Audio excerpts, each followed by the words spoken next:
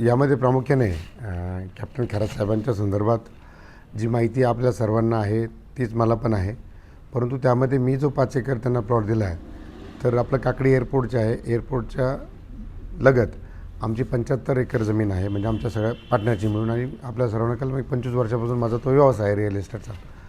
आणि कॅप्टन साहेब एअरपोर्टला जात असताना त्यांना त्या ठिकाणी त्यांनी गाडी थांबवली आणि त्यांनी माझी पण त्याच ठिकाणी त्यांची भेट झाली, कारण डेव्हलपमेंटचं काम त्या ठिकाणी चालू होतं. स्ट्रीट लाईट, रोड, ड्रेनेजचं सगळे काम चालू होते आणि त्यांना तो प्लॉट पसंत पडला. त्यांनी सांगितलं की मला या ठिकाणी 5 एकर 6 एकर प्लॉट पाहिजे. तर मग आम्ही सगळ्या मित्रांशी चर्चा केली, माझ्या पार्टनरांशी, आणि त्यांच्यावर 5 एकराचा व्यवहार केला.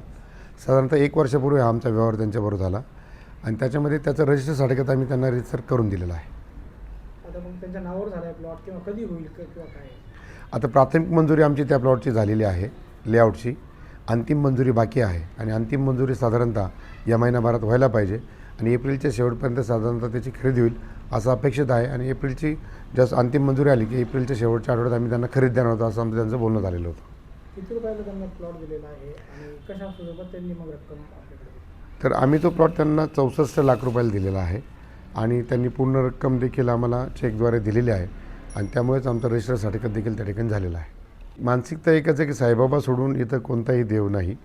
शिर्डीमध्ये एवढे लाखो भक्त येतात, साई भक्त येतात. प्रत्येकाच्या दुःखाचं निवारण त्या ठिकाणी होतं, प्रत्येकाच्या इच्छा आकांक्षा त्या ठिकाणी पूर्ण होतात.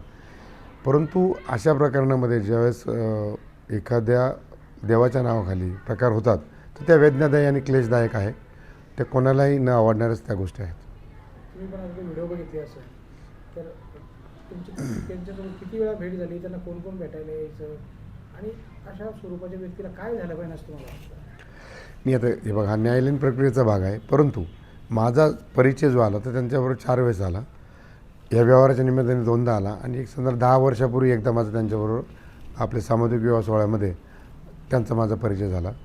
त्याच्यानंतर माझा त्यांचा जास्त परिचय नाही, कारण आम्ही जे आहोत ते बाबांना मानणारे आहोत. आणि मग मला बाबा सोडून म्हणजे मीच काय, परंतु शिर्डीकरांना कोणालाही दुसरीकडे जाण्याची आवश्यकता नाही असं मी समजतो.